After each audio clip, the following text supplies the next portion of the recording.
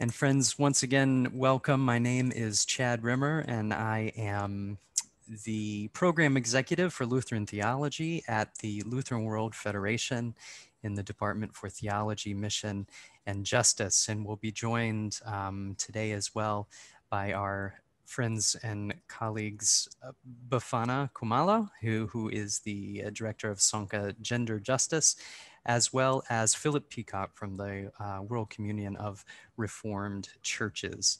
And together with all of us, we welcome you to this second webinar in a series on transformative masculinity, subtitled as Being Human in a World of Violence. And just a bit about the background. Engaging men and boys in the work of gender justice is a priority, a stated priority for the partners who have begun this particular joint initiative. And that is the Lutheran World Federation, the World Communion of Reformed Churches, Sonke Gender Justice, and ACT Alliance. And we've chosen the 16 days of activism against gender-based violence to begin this conversation. The aim is to build on previous work by our organizations in the area of gender-based violence perpetrated by men, psychological and physical violence done to men and children, and the root causes of intellectual and spiritual violence in our social concepts about what it means to be human and specifically to be male. So this process will continue, and it's aimed at engaging men and women in open and safe dialogue, and eventually, as the process goes along, to secure commitments from faith leaders and equip participants with gender-based tools for contextual and critical reflection, as well as creative and concrete actions so that we can create some tools to promote transformative and positive masculinity. Now, during this time of COVID, the process will begin with 3 of these online meetings and conversations to encourage a gender analysis of the realities that we experience during COVID, as well as to raise awareness about the issues that we need to address and that we want to put on the table.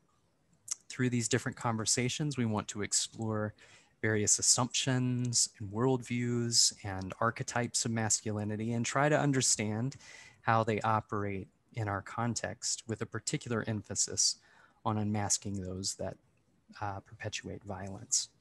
We want to start also to harvest theologically and culturally rooted nonviolent archetypes that can reground concepts of masculine and masculinity. And at the end, once we begin into the new year, to start to create resources that address these issues so that we can create resources to engage men and boys in this work and to train practitioners in the regions that our organizations in which we operate. So we are inviting you, friends, into this conversation to create solidarity among men and women who are in a position to involve one another in reflection on these models of masculinity, and then equip them with tools eventually to nurture a transformational consciousness about nonviolent, pro-social concepts of masculinity within our churches and our organizations and the gender work that we are committed to. So today, the focus of our conversation is engaging with feminism. And I want to begin by just making a bridge from our first conversation. The first time we gathered, we discussed the way that violence generally dehumanizes both victims and perpetrators. The need for churches to address violence, not only within society, but within our churches.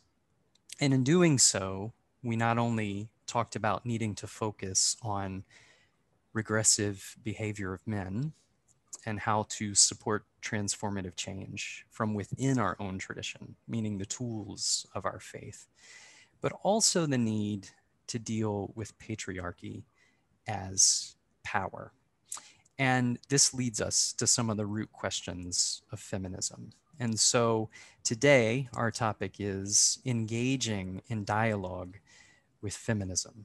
And so that's why it's my joy to welcome and introduce our guest and our presenter for this conversation, Monica Melanchthon. She is professor of Old Testament at Pilgrim Theological College in Australia, where her research focuses on commitments to the marginalized, particularly women and Dalits, with a focus on Indian feminist hermeneutics and theologies, with interpretations, biblical texts that really draw insight from social biographies, from lived experience in communities. So among her research interests, there are many, and we are grateful, but different ecological readings, feminist hermeneutics, and different cultural-based forms of interpretation. And I hope we hear about some of that today.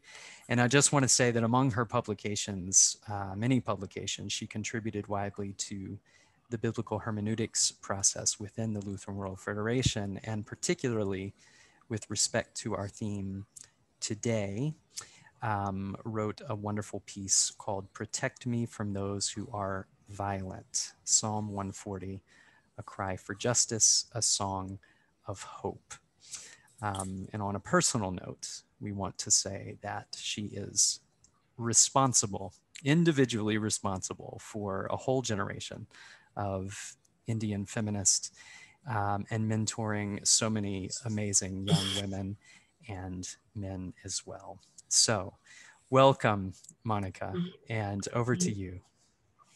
Thank you, Dr. Rimmer, for the welcome and for the words of introduction. I'm humbled. Thank you for this opportunity to share some brief reflections, which I see as a conversation starter rather than a formal presentation that is fully developed. And I'm not sure I'm going to be able to address, or I am addressing all the issues that you have raised in relation to this study process, or this process of training. So in this brief presentation, I just want to highlight the issues of violence, and say a little bit about patriarchy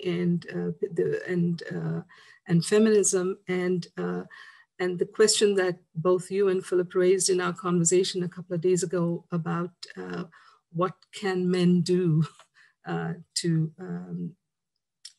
transform themselves, in this era of violence.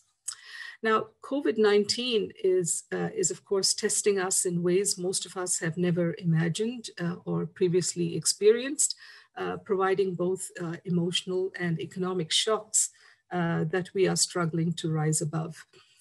In recent months, the global pandemic of violence against women and girls that has raged across many countries for decades has combined with the more recent pandemic of coronavirus to create devastating intersecting impacts and consequences for women and children. COVID-19 and its consequences like isolation, stress and anxiety, unemployment, poverty, ill health, doesn't cause family violence or create violent men, but it amplifies the conducive context for abuse to continue and increase. Both pandemics coexisting, that is the violence against women and COVID, coexisting exacerbates the disproportionate impact of structural inequalities against women and girls, and for people in minoritized and diverse communities. Even before COVID-19 existed, domestic violence was already one of the greatest human rights violations. In the previous 12 months, 243 million women and girls aged between 15 and 49 across the world have been subjected to sexual or physical violence, often by an intimate partner. The head of the United Nations Women, Phumzile Mlambo Chuka. Pardon me for the pronunciation. She's the UN head for women.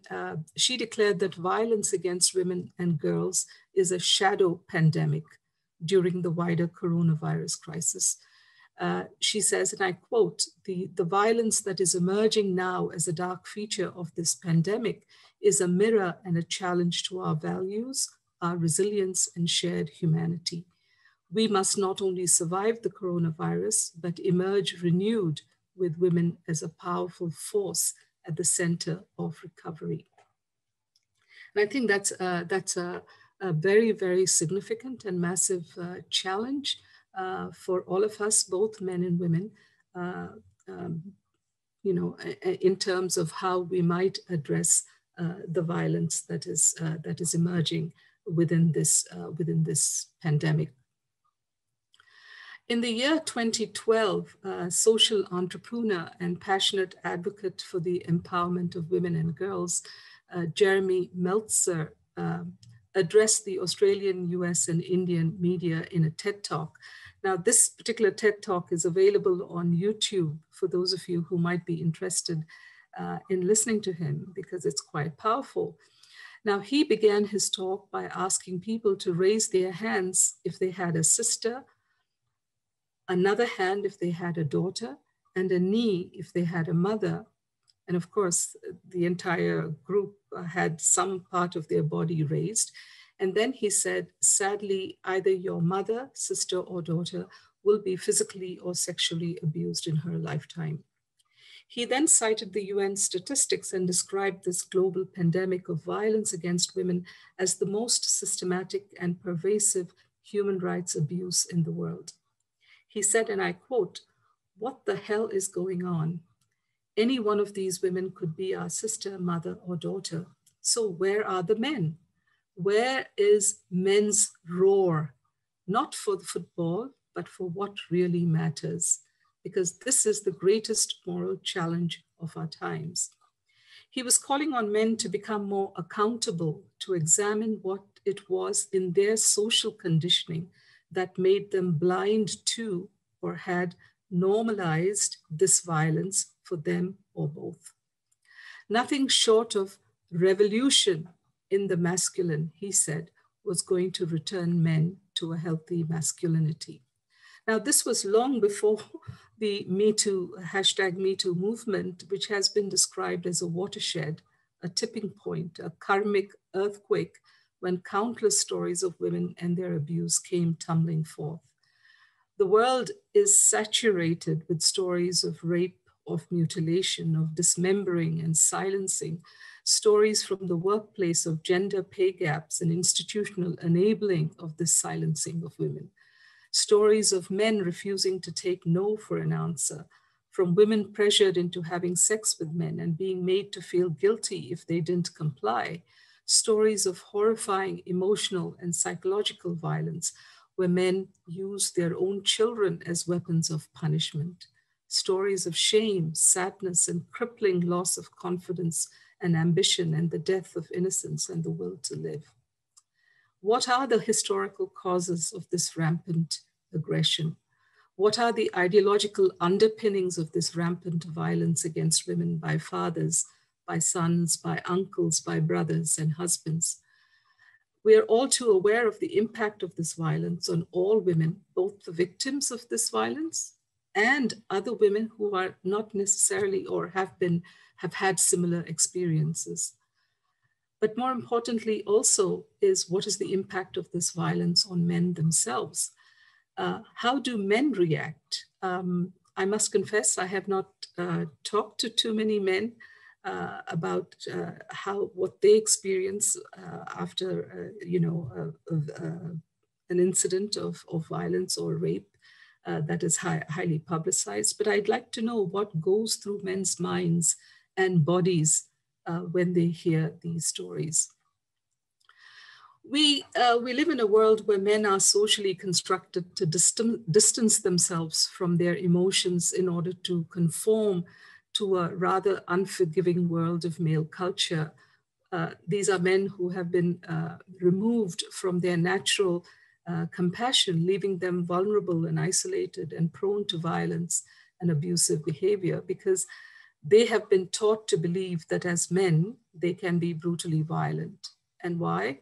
Because they can, and because they are men, period. And because this is a patriarchal world. Now, patriarchy, and I don't know how much of time you spent in defining patriarchy, but patriarchy refers to a system of social organization which is fundamentally organized around the idea of men's superiority to women. Now, within this system, even those who may not approximate to the male ideal, such as homosexual men, still stand to benefit from the privileges attached to being men.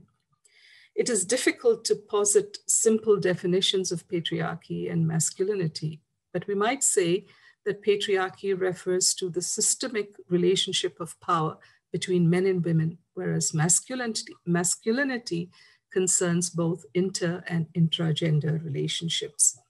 Nevertheless, there is an overwhelming consensus regarding the superiority of men over women. Now, there is a very interesting book which I came across quite recently entitled Misogyny, the World's Oldest Prejudice. And the author, Jack Holland, writes, "What we call history is merely the tale that patriarchy wants to tell, and misogyny its ideology, a system of beliefs and ideas, the aim of which is to explain the domination of men over women." So patriarchy is a social system which supports and authenticates the predominance of men, brings about a concentration of power and privilege in the hands of men, and consequently leads to the control and subordination of women, generating social inequality between the sexes and oftentimes violent inequality. It provides the conditions for the possibility of ongoing cultural and gendered oppression and violence, and the disparity of power, privilege, and prestige entrenches and perpetuates patriarchy in society.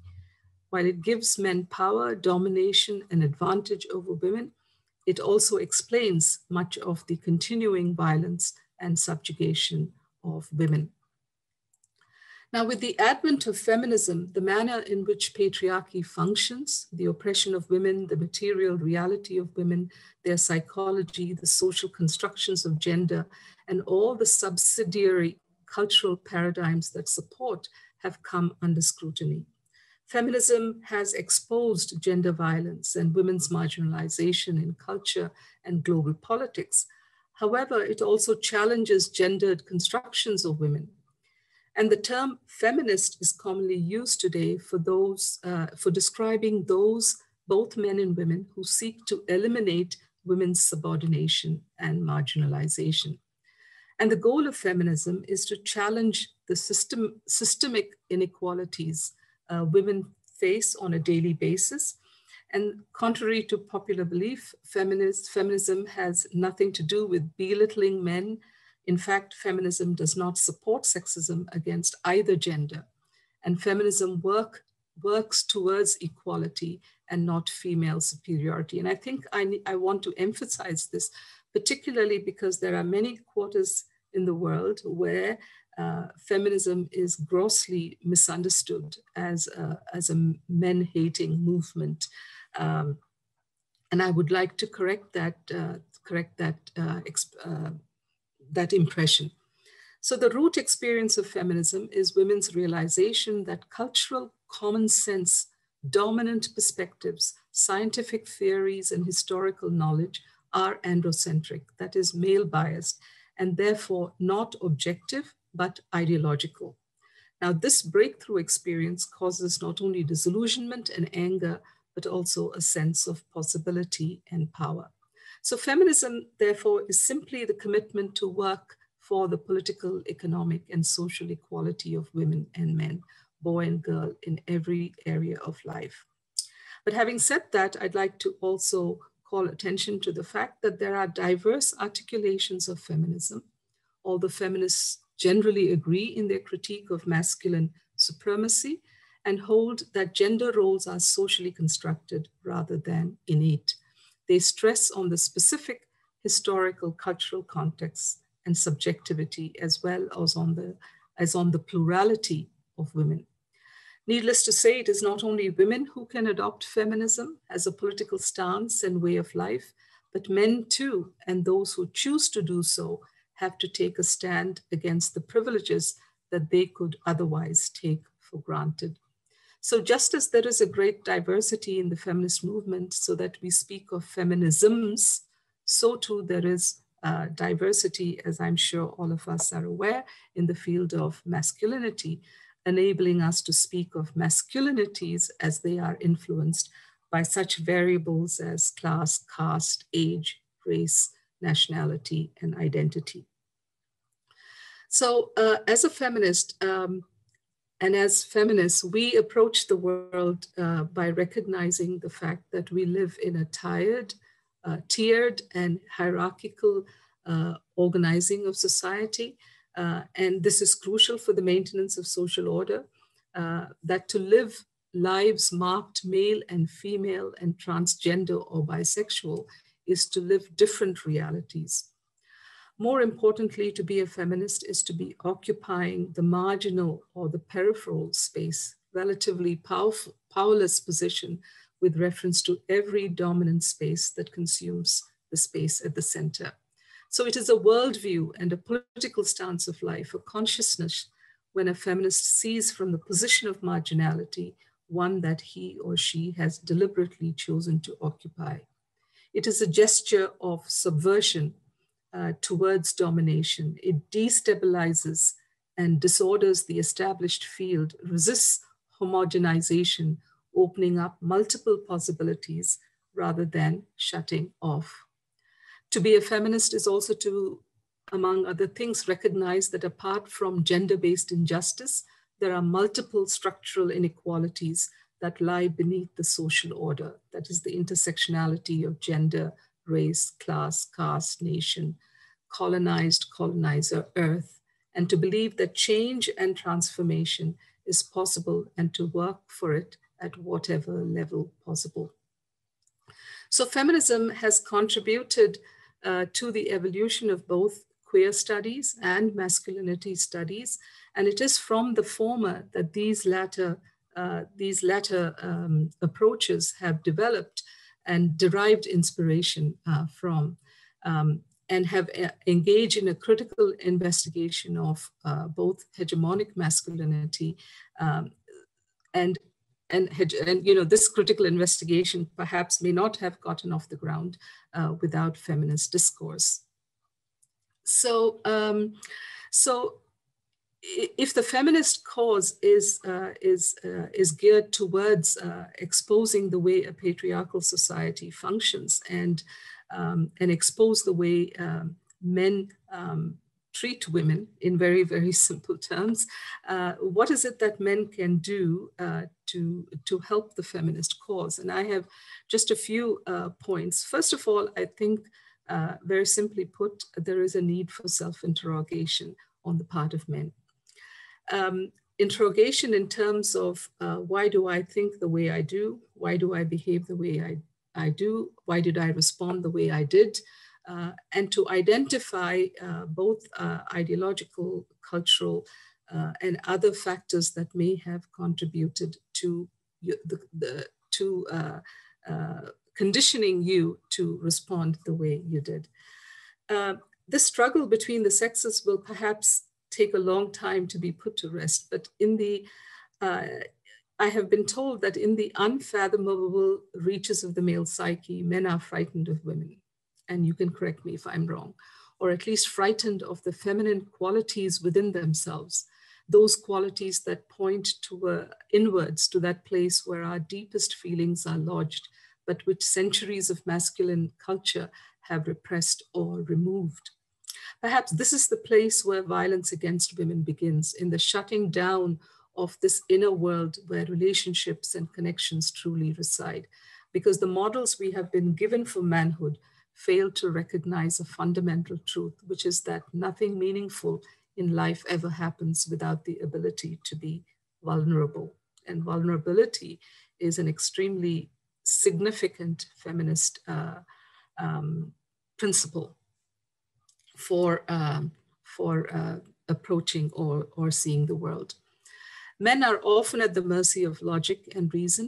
They operate almost always in the external world, where occupation remains a cornerstone of their identity, and where the compulsion to know, to be right, to be pragmatic, especially of emotions, is their constant companion, serving them, severing them from this internal life, because they feel overwhelmed by feelings. At least this is the perception I have. Again, I stand to be corrected. So this is at the heart of men's rage, I think, as has been suggested by psychologists as well, that conflict with women is a manifestation of conflict within their own psyches towards their feminine qualities. And they have been raised to reject or scorn the feminine. So why should it be surprising that they would grow into men who disrespected women, who saw them as less than fully human?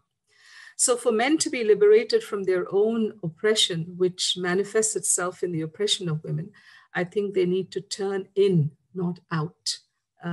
Male liberation can only be born out of the integration and inner union of both the masculine and the feminine. And so therefore we need to find ways to teach compassion and empathy at a very, very early age, allowing boys to cry, encouraging their fullest expression of their softer sides, to embrace sensitivity.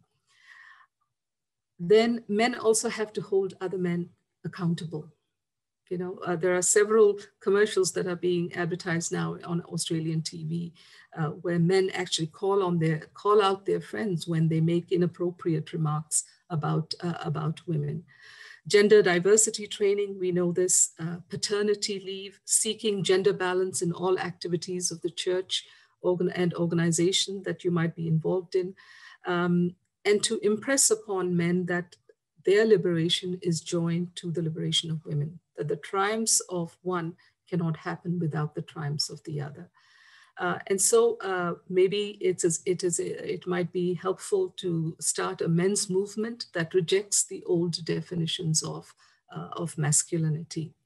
And men, we need to look for models of self-correction. And there are plenty in the world, starting with actors who reject roles if female co-actors are paid less, to politicians who encourage men to get behind equality, books that are written by authors that define masculinity for young boys. And I have been really attracted to programs like Men Care in Rwanda, where men are taught about birth control, menstruation, maternal health, parenting, and nonviolent communication. I was quite surprised very recently where I saw young teenage boys wearing skirts and dresses on the tram when I was going somewhere, high school kids. And I then learned about this movement, that the men wear women's clothing in order to express solidarity with female victims of sexual violence. I do believe that in the midst of all this, of course, we also need to reread our biblical texts using the methods and the hermeneutical principles that women scholars have suggested, to look at the gender of God within the Hebrew Bible and the New Testament, and how they impact our understanding of ourselves as women and as men. So as a last word, I would say, if patriarchy has a beginning, it must also have an end. So reframing of masculinity, that is in empathetic ways, empathy towards the weak, less bound up with status and wealth and power, but concerned about the reward of good relationships is essential. And we need new conversations and role models to light the way, and we need each other. Men need women and women need men. So I'll stop there. Thank you.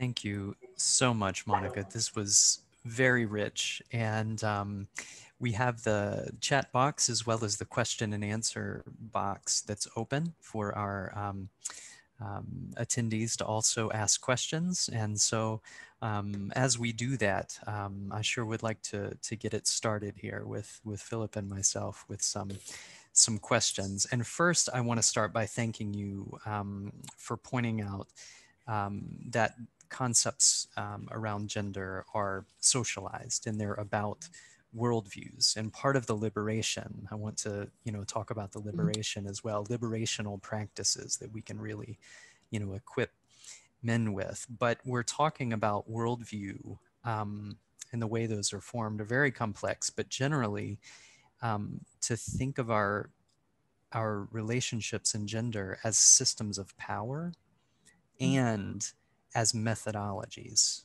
And, the methodologies of feminism are so tied to those ways of being able to see and analyze those systems of power. And I'm struck in terms of masculinity studies by something that Michael Kimmel wrote a number of years ago, which is that we haven't yet figured out how to talk about masculinities.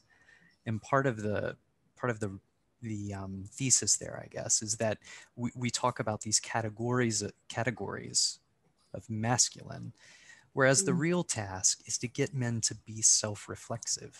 And you pointed to this, to get men to think about their experience and their, not only their cultural, what shapes their worldview, but their experience of being male in the world. And with those tools for liberation, there comes liberation. So I wonder, in terms of, feminism as that worldview and the methodology, what are some of the most effective tools of liberating people to do that kind of self-reflection that, maybe you have seen in your teaching, in your work among communities that you've seen really equip, maybe men, but anyone really to engage that kind of self-reflexivity? I guess I think it's, experience is a major and very, very significant category of analysis within feminist discourse. And so, begin with what you are experiencing. So, and analyze why it is what it is that you're experiencing and why it is you're experiencing it the way you are. And so oftentimes, I have been in forums where when women gather together, one of the first things they do is to introduce themselves, and when they do introduce themselves, they talk about their experiences, whereas this and oftentimes it is quite emotional. Whereas in gatherings with men, this doesn't often happen because men don't feel comfortable to talk about themselves and their experiences. So, so simply put, I think it is important for men to reflect on their experiences, and as you pointed out as well, to interrogate that experience and use that as a lens to analyze, the world.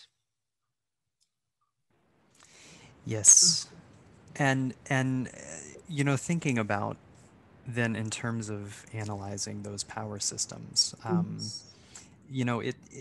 I think one of the most helpful tools that we can really equip people with or try to, you spoke about, making sure that people understood that feminism, at its root comes from the experience of women, but it's not about women per se. It's about a system of power.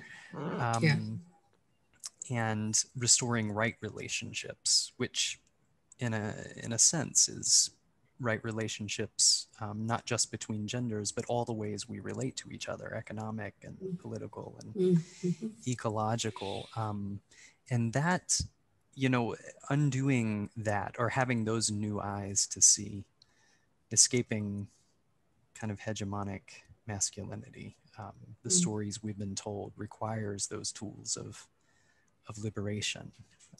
So, I wonder what you have seen, which is one of the most, effective tools to kind of invite people into that task.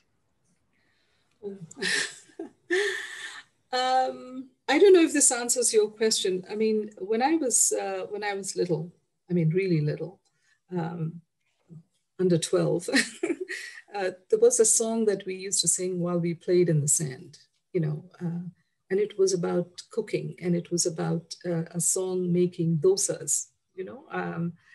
I don't know if you're familiar with Indian food. It's a rice pancake that's quite popular in South India. Yes, indeed. And the song would talk about the fact that you know, you're making dosas, and you make 4 for your father, you know, 4 for the father, 3 for the mother, 2 for the brother, and 1 for the little sister.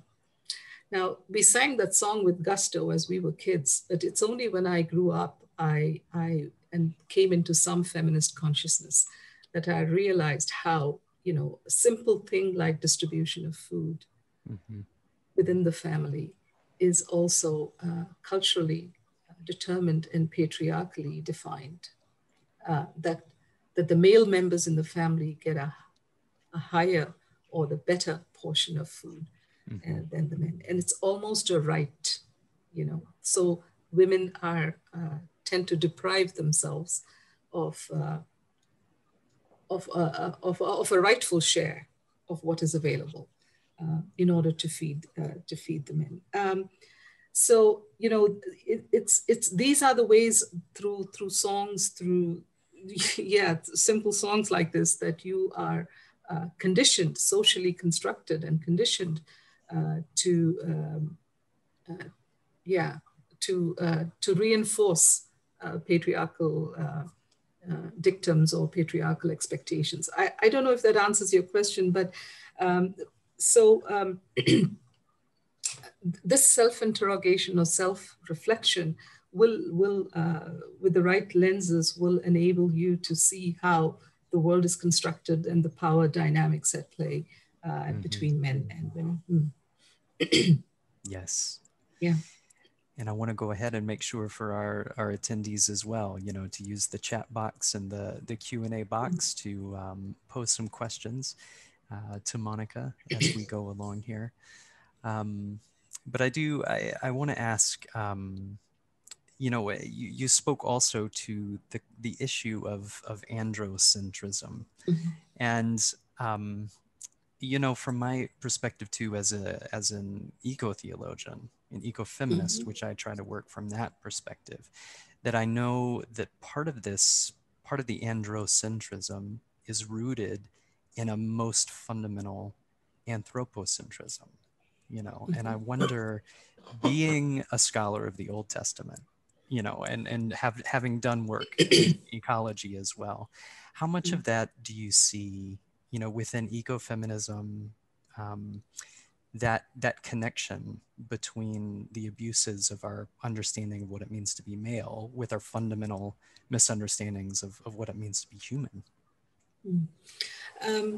Yeah, again, you know, it's only hitting home for me in the past year or so, as to how many new approaches and methods have evolved out of feminism. And ecofeminism also has its roots in feminism. I mean, ecology, sorry, has also its roots within feminism, or eco-theology has its roots within feminism, partly because of the parallels that can be drawn between the abuse and the violence that women experience, and the abuse of the earth and the violence against the earth.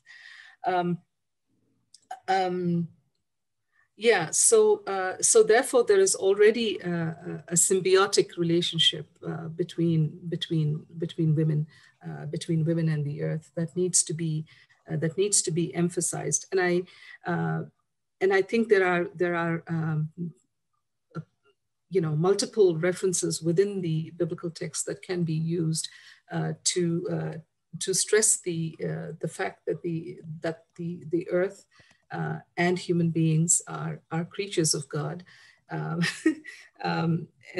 you know, that human beings, of course, have been created from the earth. I mean, all this we know, to care for the earth. So I Yeah, I'm sorry if you could reiterate your question. I seem to have lost track of what it is that you were actually specifically asking for. Sorry. Yes, no, I was just thinking of that connection between, the fact that these kind of hegemonic or hegemonic masculinities, or these narratives about violence, are not only false masculinities, in a sense, but they're based on false understandings of what it means to be human. Sure. And in our first conversation, we talked about kind of how violence dehumanizes, everyone. So that connection, between human being. Right. Yeah. I mean, just as men laud their superiority over women, the anthropocentrism also tends to, and by anthropocentrism, I think here I mean male anthropocentrism tends to believe that they have rights also over the earth and all its creatures, and so that exploitation is lived out as a matter of right rather than as a responsibility of care or an ethic based on an ethic of care and stewardship. Indeed. Yeah. And I want to bring in Philip here into the conversation as well. Just as he comes in too, I want to thank you for pointing to that that connection with care, not only the ethics of care, but programs of care and caretaking, which I think, both within the program of Men Care, through Sonke Gender Justice, we've been thinking about the Ubuntu Symposium, making connections with feminism as well. But I think those experiences of caretaking at all levels help, for boys early on, and then men to engage in that self-reflexivity too, which is liberational, I think. But Philip. Yes. Thank you, Chad, and thank you so much, Monica. I'm sorry for coming in late to this meeting.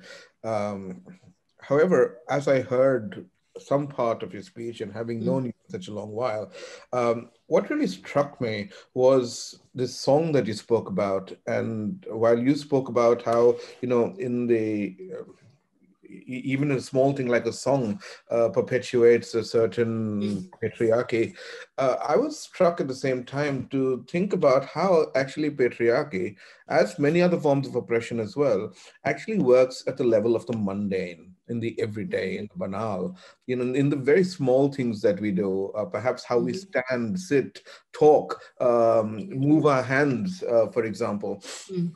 And yet you also spoke at the same time of the need for introspection. Now, when we take these two things together, it's quite easy for me, perhaps, to not easy, but it is possible, let's say, to introspect and realize where these things happen in the mundane and the everyday. But the larger question is, if we necessarily change the mundane and the everyday and the small things, will it also lead to a change of the structure and the power relationships that are part of patriarchy? And how do we bridge these two things together?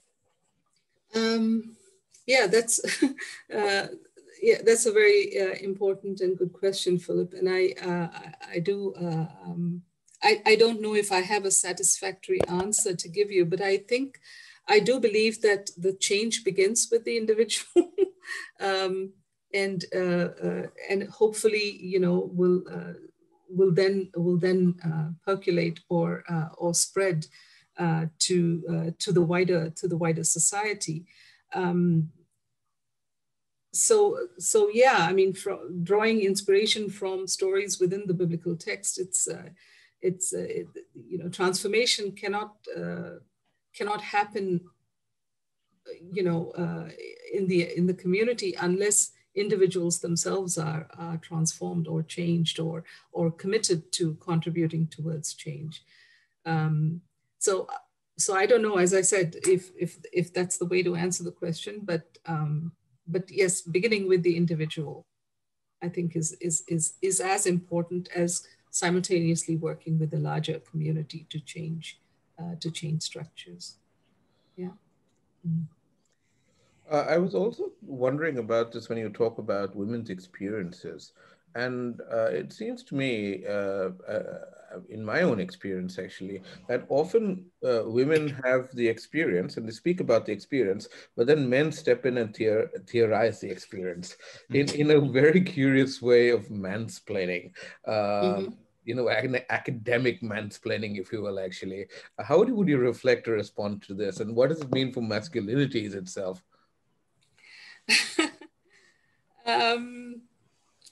Yeah, I mean, yes, there is definitely an aspect of mansplaining there when men start, explaining. Well, people do that with biblical interpretation, look at, was it you who sent me a picture recently of someone, about the Magnificat and mansplaining? Yeah, Yes, right. Yeah, so yes, there is that element to it, but and I recognize that. But there have also been some very significant and good insights that have also come out of men trying to reflect on women's experience. I don't want to completely rule out the insights that men can offer and if they do it with sensitivity and with empathy and with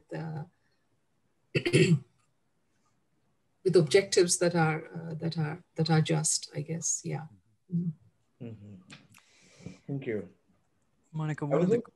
Go ahead, Philip. I just wanted to make one comment. While you were saying this, I was thinking then perhaps along with introspection, what's also required for men and is a deep listening to women, actually.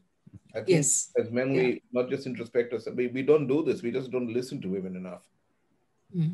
That is true. That's true. And I should have said that as well, although I was thinking about it. But it is true. I think, in the context of the Me Too movement, one of the biggest and strongest cries from women was, don't talk, just listen, right? Just listen to us for the time being. And I think this kind of interpretation of women's experiences can only be done with any authenticity by men only if they have engaged in a protracted time of listening, whether it is to their wives or their daughters or their mothers or to women in general, read feminist literature or novels by women to engage that experience and to understand it. Yes. Part of that listening for me, Monica, it's also learning to listen again to the stories of our faith. And yes.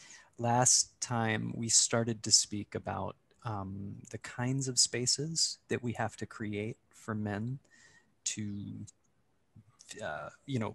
safe spaces where we can, invite men to have experiences maybe they never have. One of them that we lifted up, of course, was contextual Bible studies. So when you're speaking about listening, I'm thinking revisiting these stories that are part of our worldview from a religious perspective, and specifically, for speaking from a faith perspective, that create or socialize us. Being a scholar of the Old Testament, when we revisit these stories, these texts of terror, realizing that these stories are written from the male perspectives, they're really describing the male experience of these, of either these interactions or God in the world. I think part of the re-listening, is to hear for the voices that aren't there. And I just want to, ask you as a scholar of the Old Testament, what are some of the most transformative either texts or maybe experiences of reading, listening, re-listening to these stories that you've seen transformation happen? In my own work, I have paid a lot of attention to these texts of terror that, as you call them, as Phyllis Tribble has also called them, because oftentimes I think feminist scholars who have looked at these stories have highlighted only two models. One is women as victim or women as heroes. And so the choice is being either the victim or the hero. And I find that not a very helpful binary, because a lot of us don't fit either of those.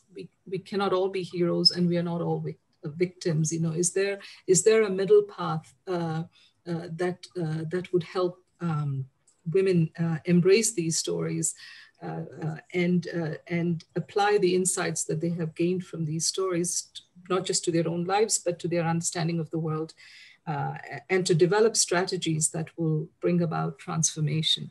So, but one of the ways in which I do this is contextual, in the sense that I bring into conversation incidents or events that have happened, that have happened mostly in India, because that's where I come from. And you mentioned my paper on Psalm 140. You know, and somehow by bringing that incident into conversation with the biblical text, the biblical text kind of exploded in my face in terms of the insights that you know, the conversation between those two texts actually opened up for me. And I have done this with Genesis 34, with Genesis 38, with the Rizpah story in Samuel, with Bathsheba in Samuel, so in Kings. So therefore, as a feminist, I think, and as a person from India, I endorse quite strongly the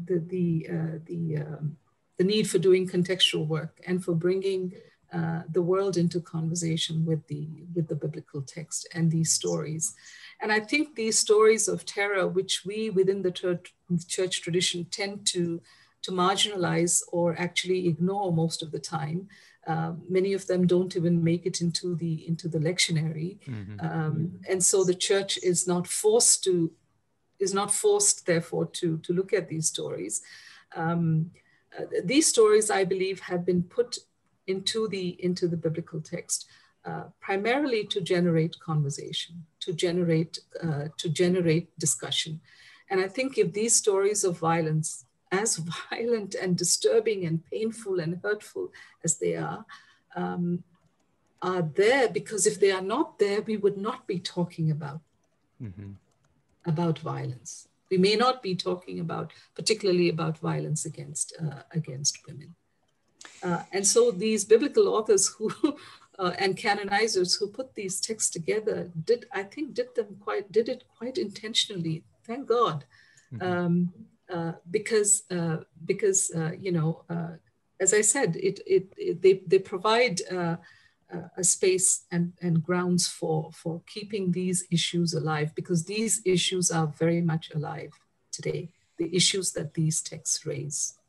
Thank you, Monica. And part of the way that you raise them, I would just want to point to, you know, in that piece that we're talking about specifically, you talk about the intertextuality, not just the context, but the stories that we bring, you know, the experiences of violence. And I think you're so right in saying they shape the way we approach them and how we hear them, and in a way that helps us to restory and maybe resist, as you've said as well, not spiritualizing the experience of suffering or violence, but also for men then not valorizing, you know, that kind of power over or domination. And here, you know, I want to kind of make the turn towards thinking of the system as its experience, systems of power, and feminist analysis of systems of power in the church. And actually, Helen has put a question in the box that kind of points us in that direction, about examples from regions, maybe I can add from churches perhaps, where they've started conversation, this kind of self-interrogation or reflexivity, you know, to transform. Has there been resistance? How has that conversation been received? How have you experienced that, you know, either where you are now or in the past, where these conversations have started within the church and how they've been received? sometimes I have been in situations where they have invited me to do something on gender, and I do my bit, and there's a robust discussion by both men and women. But then oftentimes these meetings have been called for by men, but there is no follow-up. There's no follow-up, and so it's sort of the emotion, the drive, the energy that was created is then just sort of fizzles out because there is no follow-up work. And so it is important, I think, for some of these programs and people involved in the programs to ensure that there is continued the space created for continued reflection and interrogation of both, of the topic or the issue that has been discussed as it pertains to women. Now, in the context in which I have come, I have noted that if you go to a group of women within the church and then start talking about equality in wages between men and women in the workplace, or talk about violence against women as it is happening, sometimes the response is not as energetic as when you introduce the topic through how it is played out within the biblical text. Mm-hmm. There is something about using the Bible as the entry as the entry point into highlighting a social issue or a social evil. Mm-hmm. And this has been my experience. It may not be the experience of others, but and this has energized women, because of the fact that it is something that is addressed by Scripture. Therefore, we need to address it as it is played out in the world. Yes. So but that is in a context where there's a lot of reverence mm-hmm. That people have for Scripture, and therefore they take that quite seriously. But that may not be the case in all contexts. Mm. Well, I appreciate mostly that answer points us back to the fact that the keys and the tools for liberation are within our traditions, and we need to mm-hmm. we need to go back to them and yes. reread them and listen to them again, as you're saying. This is great. Yeah. And I want to bring in now a question from Stefan that's related. He says, in our churches, we encounter both structural and fundamentalist problems. Those who want to keep women away from holy orders are as well marginalized, excluding, naming as well LGBTQ+. Mm-hmm. So the question to you, Monica, is where should we enforce our fight for gender justice primarily? Which strategies are the most promising in our present situation? There's a question of hope there. Yeah, point us to some hope. Yes, yes, definitely. I think it has to be a multi-pronged approach. It has to be an approach where you empower individuals in the grassroots within the church through Bible studies, through workshops and exposures, and we have the tools there to do that. But there are also ways in which the people at the top who make the decisions also need to be forced in sometimes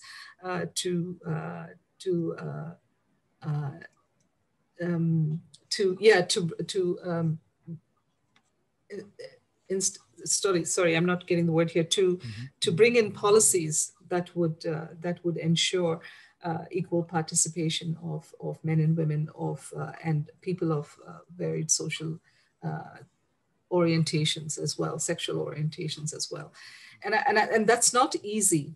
And that is not, it's not something that we can achieve overnight or a month or a year. It may take several years. And so I live here in Australia, which is basically Western in its understanding of itself.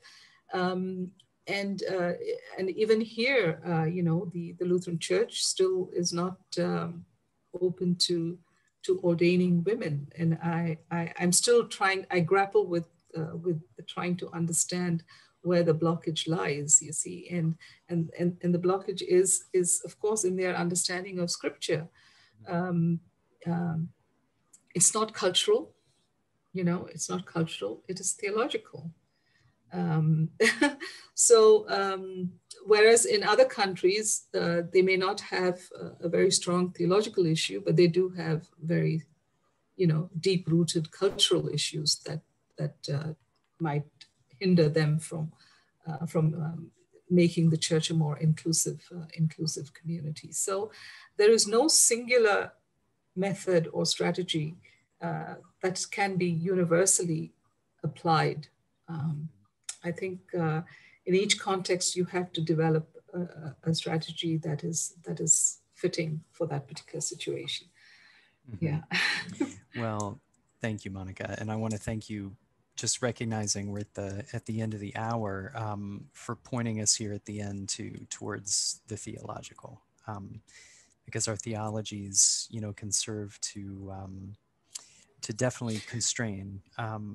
But if we go back to those theological roots, and listen again, we should find that what we confess about this triune God, that's a relationship of love, ought to be liberating and give us that starting point to rethink not just our relationship to that community, that holy community that is right relationships, but then to help us rethink about how we transform our relationships and understanding of power among ourselves and find that liberation within our tradition. Yeah. Yes, I agree. And the thing is that in a lot of our parts of our church, people are not really well versed with the tradition, or know enough. And so the task of educating them in terms of what is there within, what are the resources within our tradition that would benefit us, that would edify us, and that would contribute to the transformation of both church and society, needs to be brought to the attention of the community, of the faith community. Yes, indeed.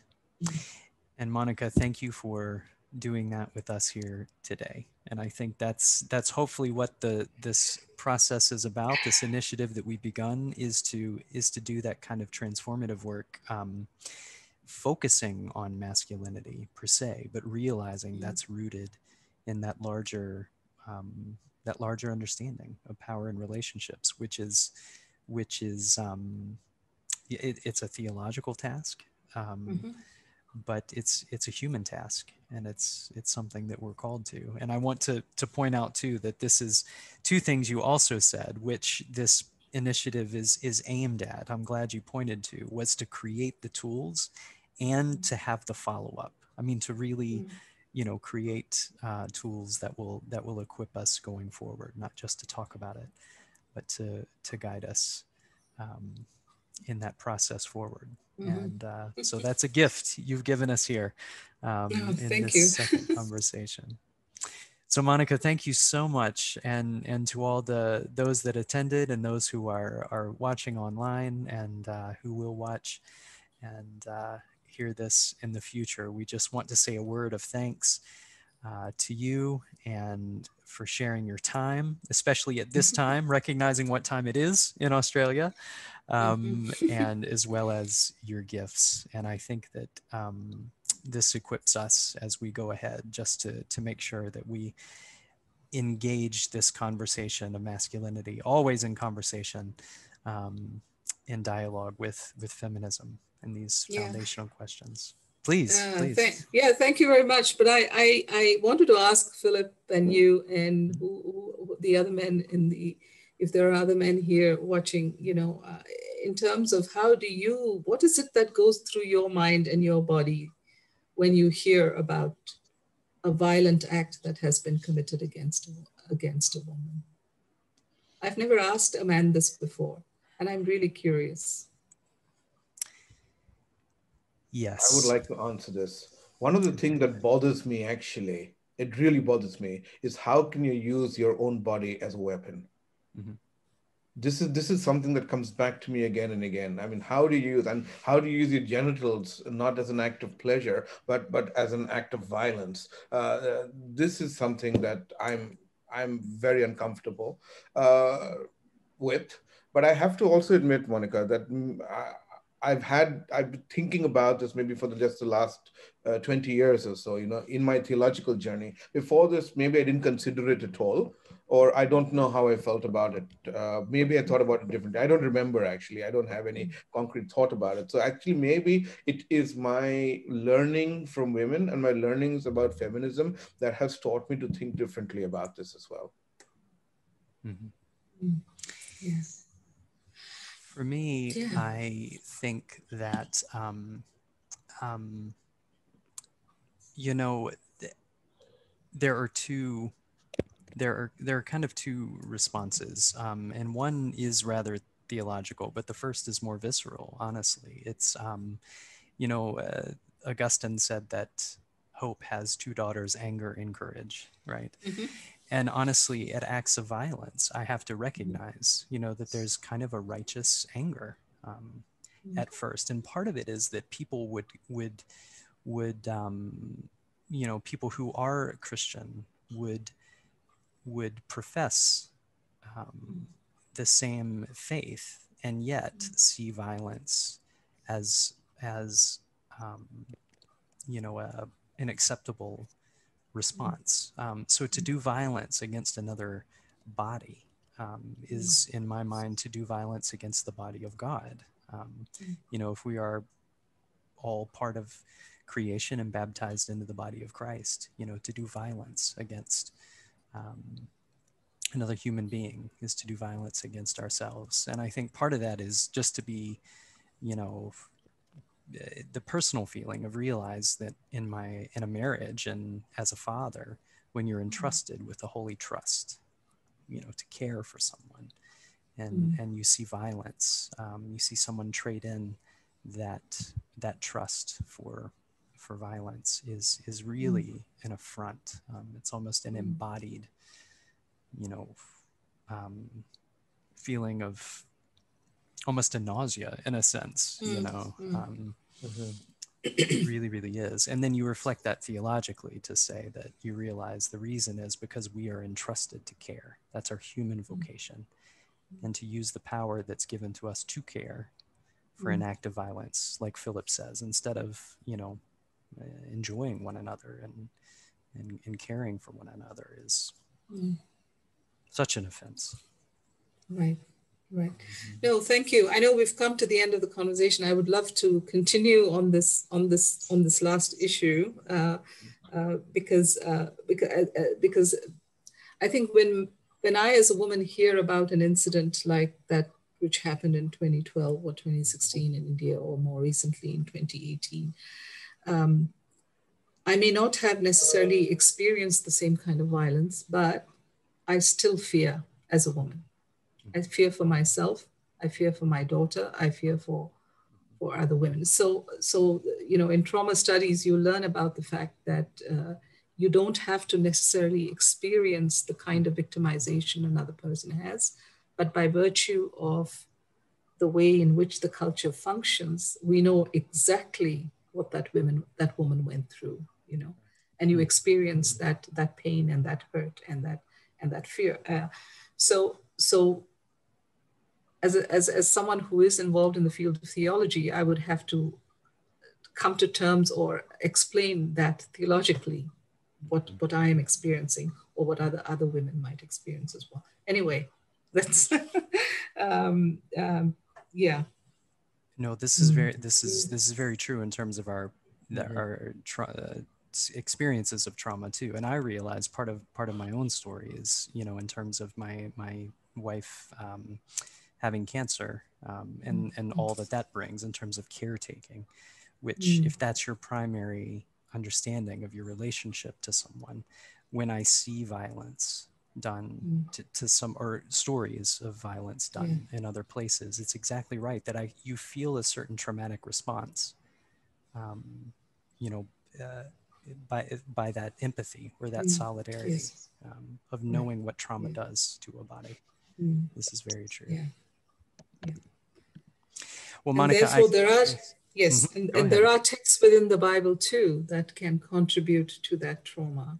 And that is the reason why we need to read them with sensitivity to the potential that these biblical texts have on victims and on oppressors as well. Yeah. And maybe that's one of the keys to the self-reflexivity that we talked about as well. Asking men to think about that question you asked, which is pay attention. How do you feel, really? Not how do you think you should feel, but Yes. how does it feel in your body? Yeah. Yeah. Thank you for that, Monica. Thank you. Well, I can tell you this, as we go forward, you will be part of the conversation. And as this one was intended to do, not only to talk about this dialogue with feminism, but to look ahead to strengthen relationships of being allies between men and women, creating these safe spaces. So, Monica, for all that you have done for years in doing that, we thank you. And for sharing that here, we thank you, and we'll call on you as we go forward to continue helping. Thank you. Helping to do that. Thank you very much. Would love that. Yeah. And we want to thank everyone else who's joined in here in the space and online. And as we look ahead to, we invite you to the third conversation, which will actually be on the 20th of January. We will be looking ahead then to more to the question of creating relationships of allies between men and women, but also the question of then what lies at the heart of positive masculinities, archetypes of positive masculinities. And we will have Ezra Chitando, who will join us for that conversation as well. And so we hope that this has been a blessing to you as much as it has been to us. So we thank you, friends, for joining us. And Monica, once again, thank you so much. This has been precious. Thank you. Thank you. Thank you. Bye-bye. Thanks, Monica. Bye. Thank you so much. I'll call you tomorrow.